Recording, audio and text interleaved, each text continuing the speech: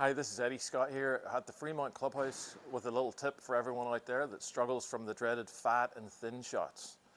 What is a fat shot and what is a thin shot? Basically, when the club comes down, it hits the big ball first, planet Earth, and then rises up and then tops it. That's a fat and thin shot.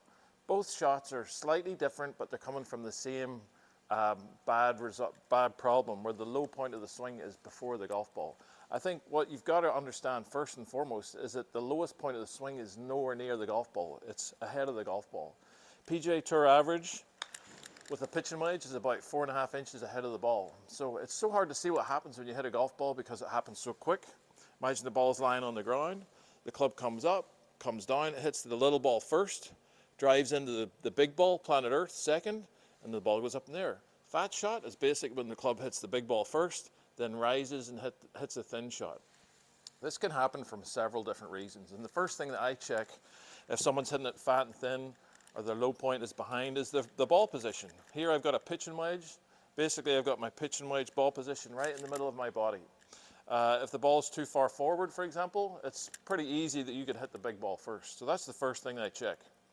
The lowest point of the swing is typically underneath my sternum. So the second thing I check for, is that person swaying off the golf ball? If you're swaying and hanging back, there's a good chance you can hit the big ball first.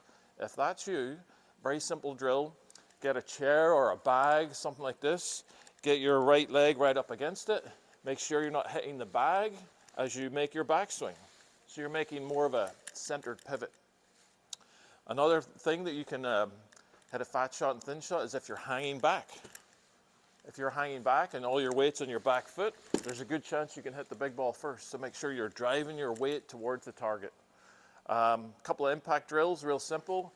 Take an alignment stick and set it behind the ball, probably about 6 inches or so, something like that. And then take a T-peg and put that T-peg, 3 or 4 inches ahead of the golf ball.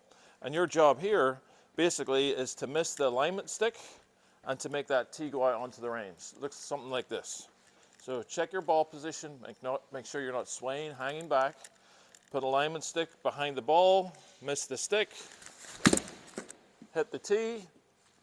That should help you out with moving that lowest point of the swing ahead of the golf ball. Remember, there's 2 balls you have to hit.